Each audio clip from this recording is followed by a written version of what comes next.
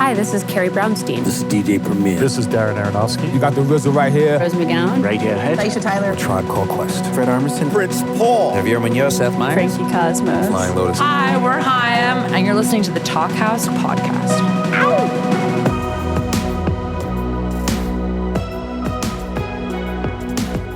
Hello and welcome to the Talkhouse Podcast. I'm Josh Modell. On this week's episode, we've got two guys with more than 100 years of music-making experience between them and the endless stories to match. Tucker Zimmerman and Tony Visconti. Now, you'll be forgiven if you don't recognize Tucker Zimmerman's name. The songwriter existed on the fringes of the folk scene in the late 1960s, but in spite of acclaim from fellow musicians, including David Bowie, as you'll hear about, he never really broke out. That may be because Zimmerman left America for Belgium, where he's continued to quietly create music and write for the past 40 years. But you can only keep a secret like Zimmerman for so long, and Big Thief's Adrian Lenker happened to hear one of his records a couple of years ago and was inspired enough that one thing led to another, and Big Thief ended up creating an entire record with Zimmerman called Dance of Love, which came out earlier this year. It's an odd, beautiful collaboration that's well worth checking out. In fact, check out a little bit of Burial at Sea from Dance of Love right here. It features Lenker and Zimmerman's voices together. Oh yeah, oh yeah.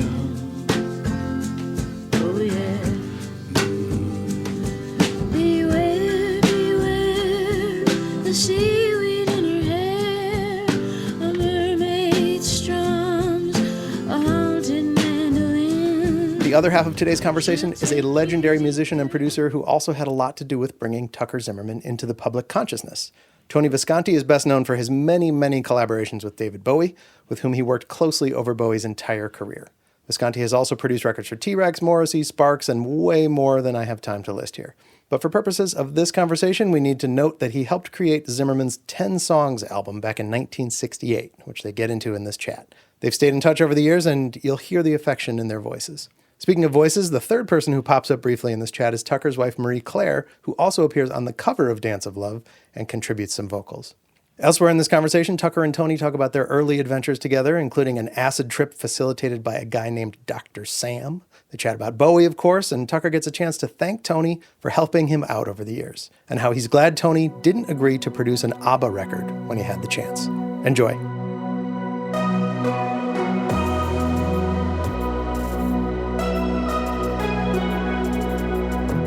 It's really good to see you.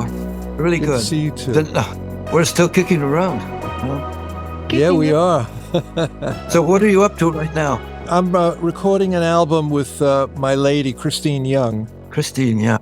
Yeah, we started a couple of months ago, then we went to London to do some sessions there, and now we're back and we're doing the final mixes. So I'm a pretty busy guy. Well, how about another 10 songs? Oh, that would be great. Yeah, so it'll be a total of 20. That would be wonderful. I know. That's just a kind of flipping through my mind like that.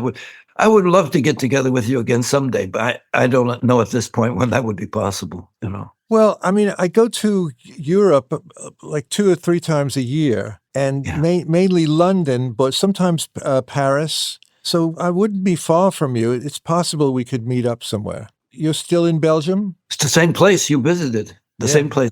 I still have my little studio, and we've been there now 40 years or so. Wow. Yeah, more like 50, 40 years. What? Yeah, we're still there. I talk about you a lot lately. But everybody seems to really know about 10 songs. And it got reissued on CD. And I didn't pay much attention to it. I really haven't really listened to it very much. And sort of, I've left it behind stylistically. Yeah. I mean, that was, when we recorded that, I didn't know what I was doing. I had no idea where I was going. Neither did I. No, you did. You did, because you took charge and you said, we'll record a bunch of songs. And I think we did like 80 on the Brennel, the 2-track Brennel. Yeah. Real over to machine. By the way, you taught me a lot with that tape manipulation. I used that a lot in my life. Oh, good, yeah. Oh, yeah, you taught me a lot about the techniques. Anyway, you said, well, we'll just record the ones you like the best and the ones you like the best. And then I just said, there you are. And you just chose 10 songs. I let you make the choice. And that's, well, you knew what you were doing. Last week I played Bird Lives for my girlfriend. And she flipped over it. She thought it was just great. There's so much on that. It starts off really kind of simple, and then it's a full-blown production with a choir and, everything going on in there. It's really a great track. We had some good times in the studio. I mean, during those tracks. Yeah. I'm also thinking of when we did the song for Marsha Hunt. Yeah. I still remember I played harmonica, and this was in Triton in the little toilet right next to down in the studio. Yeah. You got me in there with the tiles, all different tiles, and I was sitting there on the toilets playing backup harmonica for Marsha. That little toilet had a grating that went up to the pavement, to the street. Really? And on the corner sandwich shop, they could hear anything that went on in that toilet. Like if people were singing or clapping their hands or playing harmonica, they could hear it in the sandwich shop, and they complained. Oh, man, some of those times, man. Oh, extraordinary. Yeah, Soho is a place to be. It still is. Soho in London is still got studios. My old studio that I started in 1969 is still there, and it's owned by Alvin Lee's family. It's just Good Earth. Good Earth, yeah. Yeah. It's still open and working, and I could go down there and use it anytime I want. So I'm so happy that it's probably one of the oldest studios in London now, apart from Abbey Road. You remember the first night in Olympic with Aiden's bar?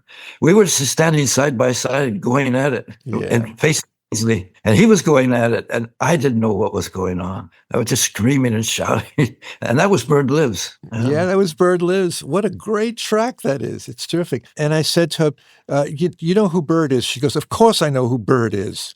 She comes from St. Louis. And they know, she went to a university where they had to study jazz and all that. People were on the wall after he died. Bird Lives. It was on the walls, graffiti. Yeah, and that's where I got it from, this idea of the graffiti.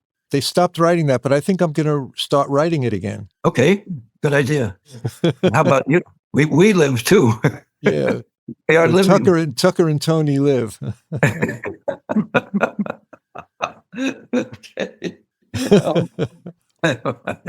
Well, I'm here in this 3AD studios, the office is in Watsville. And I must tell you, Tony, these people are treating me so nice. They're so good. I've been very lucky. You deserve to be treated nice. You're such a great artist, great composer, great human being, great dad, husband, everything. I was a pretty good baseball player, too. And not bad as a high jumper. You were a good high. That photo is amazing, isn't it? Couldn't believe it. I didn't know you took that. I don't remember doing that, jumping over that hedge. It took me a while to get film developed in those days because I'd shoot one roll would last for a month. And maybe I never showed it to you back in the day. Oh, I never saw it before. I don't remember the moment either. I don't remember the day. But it must have been about the time that Dr. Sam came up. And with all his chemicals, his suitcase in the back. I don't know. We were doing crazy stuff. Yeah, we did an acid trip together. Yeah, it was wonderful. It was on Midsummer Nights. Yes. On Midsummer Night. A big open field in the dark. And I think if I remember correctly, Mars was overhead. The planet Mars was right overhead. It was, it's a red thing. It's a red ball in the sky, and we're tripping. And I had a conversation with it, That's sometimes we wandered off in different places, and then we'd get back together again. And then we had Dr. Sam was at the center of the house by the fireplace and cracking jokes all the time. I mean, we were rolling on the floor with Sam Hutt. Is that his name? Sam Hutt, yeah, Dr. Sam Hutt. You produced a song for him. Yeah, his name is Boeing Duveen. And he had Beautiful Soup. I remember you produced a single for him, Beautiful Soup. Beautiful Soup, you know what that was. That was a thermos full of a tea. It was tea with cannabis tincture. It's available now all over the place, but in those days, only medical doctors could get that. So he's officially a medical doctor. Man, that was crazy stuff. Dr. Sam. Yeah. Well, I always thought it just came from Alice in Wonderland because that's pretty trippy anyway. Yeah, he did the Jabberwocky song. That's right. Yeah, I set that to music as well. I haven't recorded it yet, but I made a good melody around it modulates a half tone each time, each verse. Oh, lovely. Goes right up. Starts on E, F sharp, maybe E, F sharp, goes up the scale. Yeah. So it gets higher and more tension. There's something in the waves. All Menzie were the borgos, and the wrong wraths outgrave. I wonder what he was on when he wrote those lyrics. Lewis Carroll, right? The English and the French were really, really into opium. Yep. They called it laudanum. You could buy it in the drugstore. Yeah. And I think you dilute some opium with gin, sip it all day long. And, these guys like, especially Coleridge, man, what a poet. Yeah. He was on some long trip, really. But all of them were into it. Rimbaud, the French, Baudelaire. Didn't you write a song about Rimbaud? Yeah. You kind of like pushed me into it. You wanted to do a French single. So I had to write a couple of French songs. And I just put Rimbaud in there because it rhymed with everything else. It was Chateau, Bateau. Yeah, exactly. But that, what they did on the reissue of the 10 songs, they put those songs on the CD. Oh, wow. I've got to get it. I was looking for my vinyl, but, I had a flood in my house. No. And I think the vinyl got destroyed in the flood. I used to have, 1,000 vinyl records. Now I've got about 80, which survived that flood. So, 10 songs. I remember playing 10 songs over and over again. Like at least once or twice a year, I'd put it out, listen to it, and a big smile would come on my face. Bird Lives is on YouTube. That's how I was able to play it to Christine. It's amazing, this stuff. That's all new to me. I don't know. You probably adapted much quicker than I have, but I have hardly adapted at all with the platforms. And I got YouTube. I don't know what that's about, but these other stuff, I can't adjust to this. It's too much for me. But I know there's other stuff on YouTube. Yeah. I'm sure the whole album, the 10 songs, is on the entire album is on YouTube. That's how I found Bird Lives.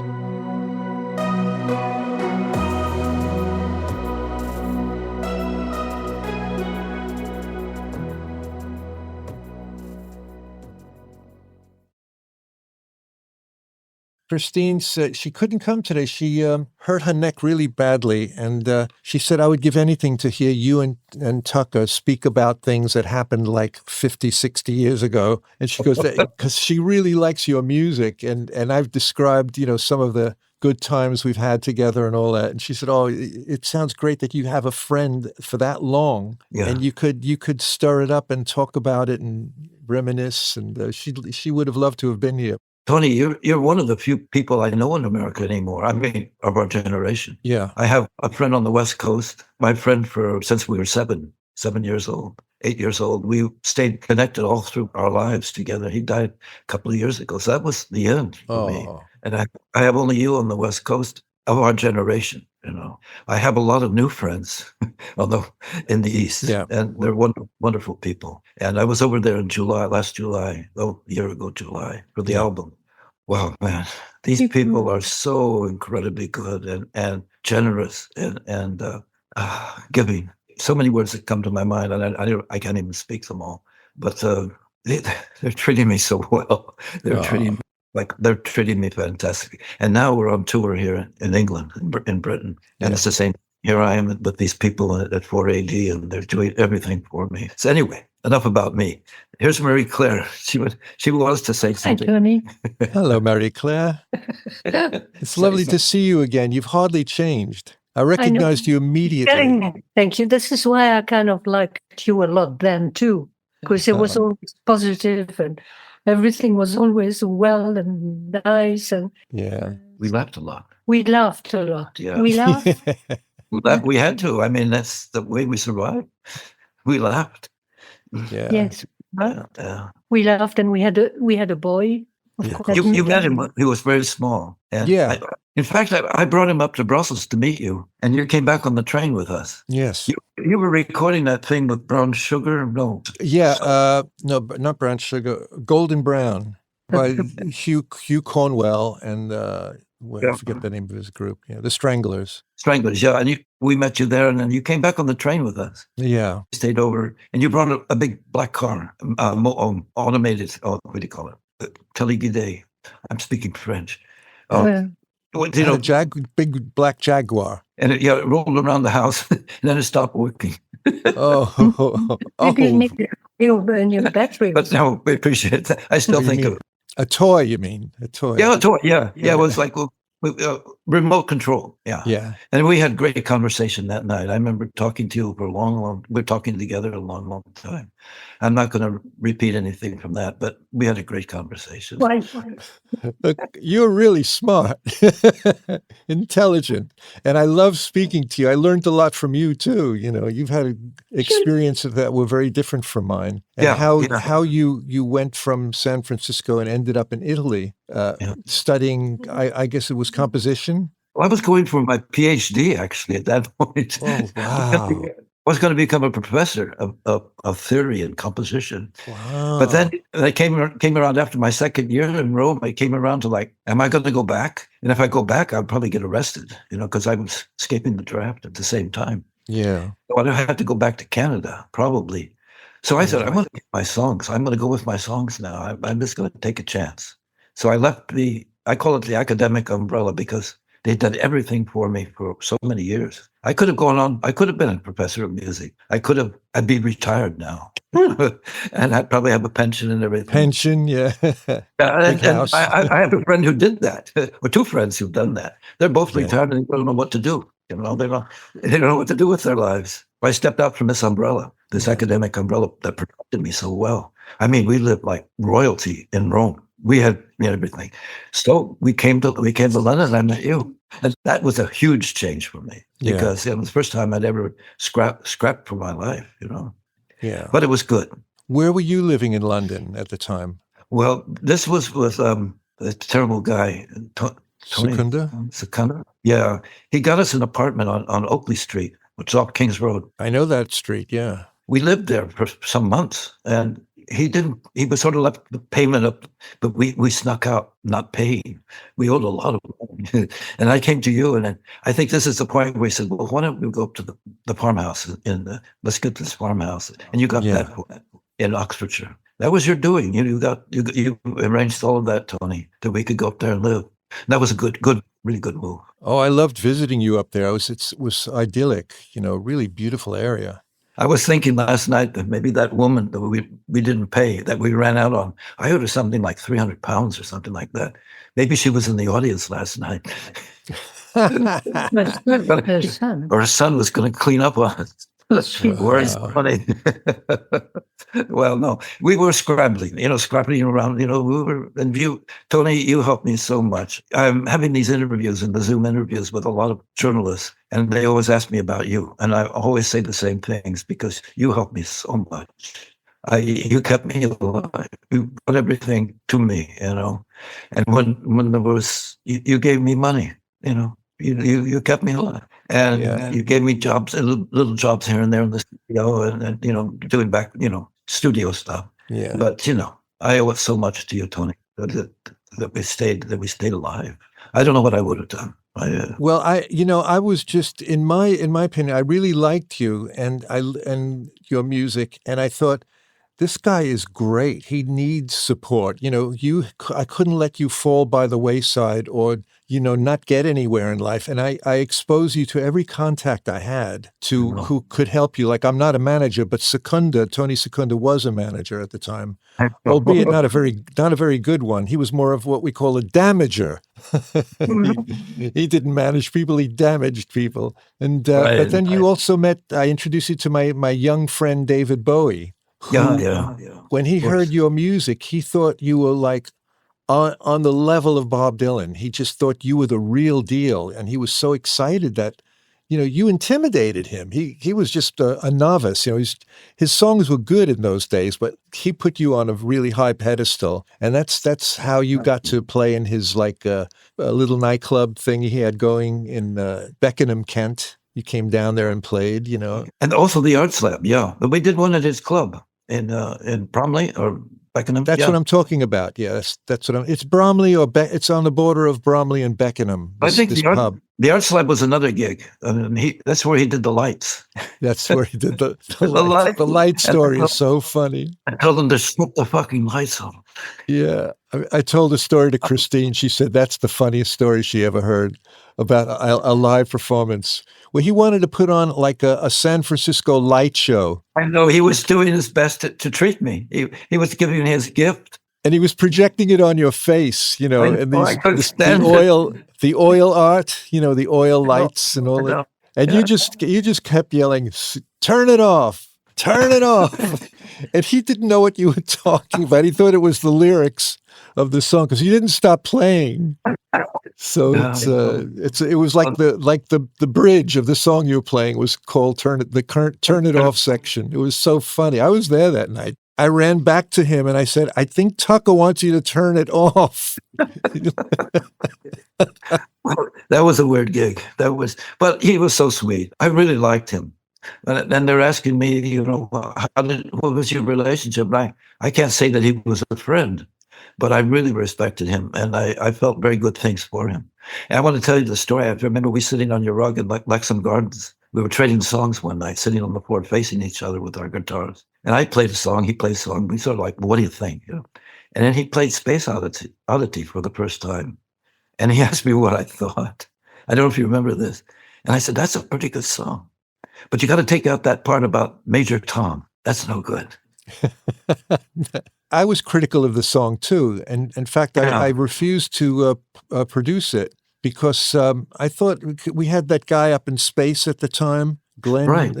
Yeah. And I said, "You're just right. It's not like your normal songs, David." I said, "You're right. It's like a cheap shot. You're using the publicity of the spacewalk to promote this song." And I said, "I'm against it, and I didn't want to produce it." So, my friend Gus Dudgeon, I said to him, he always loved David because back when David was on Decca Records, and Gus was an engineer for Decca Records. And I said, "Gus, he's all yours. You got this great song. I'm not interested in producing it, but if you want to produce it." So he heard the song and he said to me, "Are you crazy? This is a hit record." I said, and I had principles in those days. I said, "I don't care if it's a hit record. It's a cheap shot because he's using the walk in space to promote his record." I was so idealistic, and it wasn't good to be that idealistic, is what I'm saying. Well, we were. And over the years, Tucker, David always said, "How's Tucker doing?" And I would give him like the latest record I had, or I said, "Well, he's doing really well. He's living in Belgium and tours and all that." And you would, I don't know why he didn't contact you himself, but he was a very busy guy, I suppose. But he never forgot you. Okay. Truth. I appreciate that. There was a TV thing I did in France, and they were recording it on video or film or whatever, and I just performed in their house. And at one point, the guy came out and he put the telephone right next to my chair. He said, "Surprise." And he said, "When the telephone rings, you pick it up." And I didn't know what it was. And the telephone never rang. So I asked him later what it was. He said, we're going to have David get in touch with you and talk to you on the phone.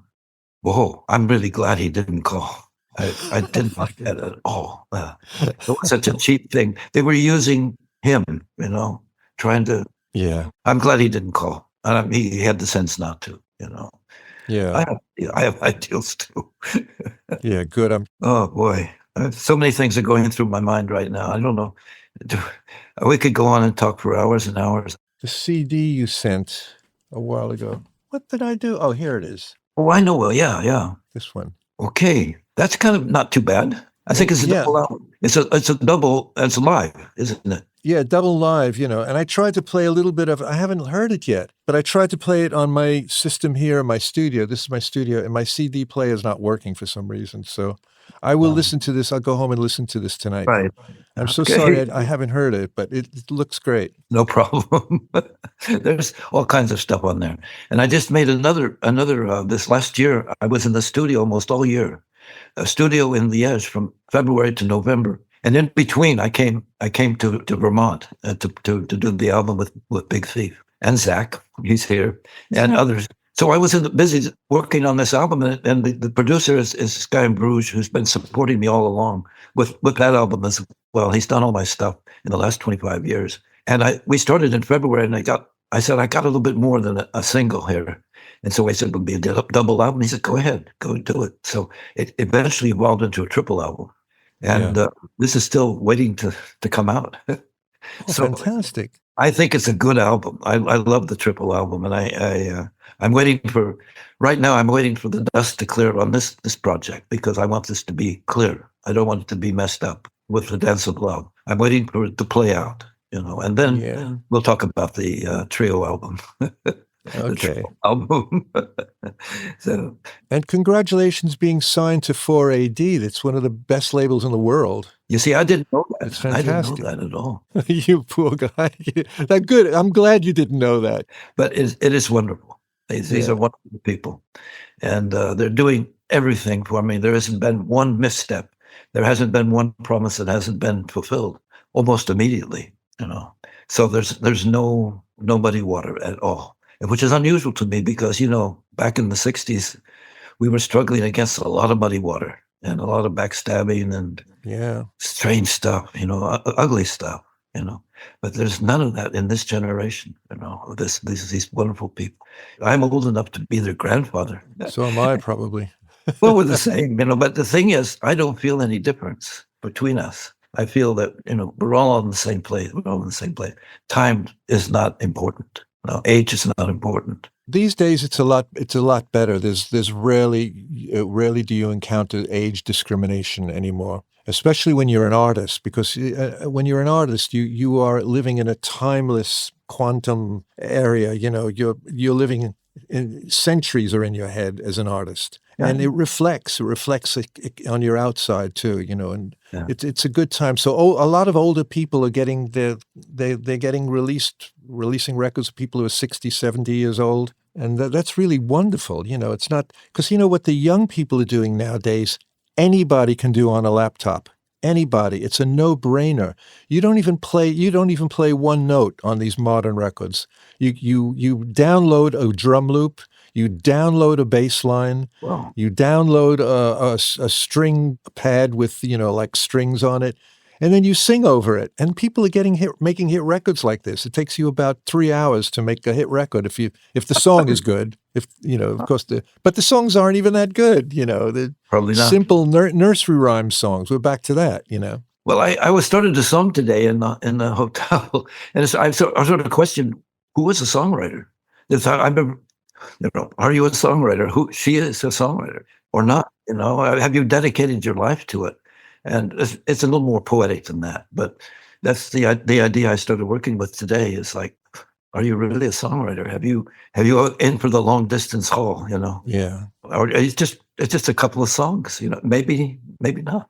Yeah. So maybe I shouldn't question that era, but I'm kind of amazed by the number of songwriters that suddenly pop up, and I've been included among them. And I never thought of myself as a songwriter, performer, or anything. I didn't have a label. I was called a folk singer. Imagine that. A folk singer. I would call you a protest singer. Really? Well, there was a little bit of that, but I moved away from that fairly soon. I know you write many different styles, and you can write romantic songs, everything. Yeah, I guess I did. You did back in the day too.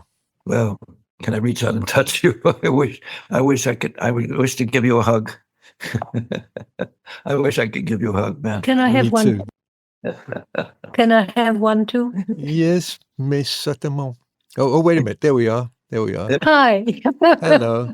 Well, this is good. I'll see you when next time I come to Europe. I think I'm playing a place in Brooklyn, I think. I don't know exactly where it is, but I'm going to be doing a few dates in America in late March, April. I'll be in Brooklyn, I think. I'll be in New York. Okay, terrific. I hope I'll have some extra time. Are you in the Village still? I am in the Village, Greenwich Village. Yeah, I always wanted to live there. It was your dream. You talked about it back in time. Now, someday you as a kid would go there. You'd go there for the folk clubs and hang around. Yeah, the folk clubs, exactly. Yeah. And I used to play in those folk clubs as well. And now you're living there. Oh, that's good. Well, at least there's one jazz club left, and it's called the Village Vanguard. It's still going strong. I remember that. And then they moved Birdland from Broadway to a side street. But it's bigger than it used to be. So I go to Birdland and Village Vanguard when I want to hear jazz, really, very professional jazz. I worked with a woman called Maria Schneider. She writes for a specific 18-piece band. I'm in touch with Diana Krall, who's a pianist and jazz pianist and all that.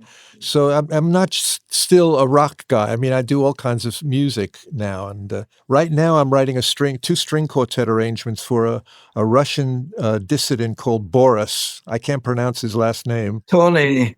Tony. So I'm working with this guy. I'm writing it here in my studio. Then I'm sending it to London where they're going to record it. So Good. I'm doing a lot of cool stuff, really nice stuff.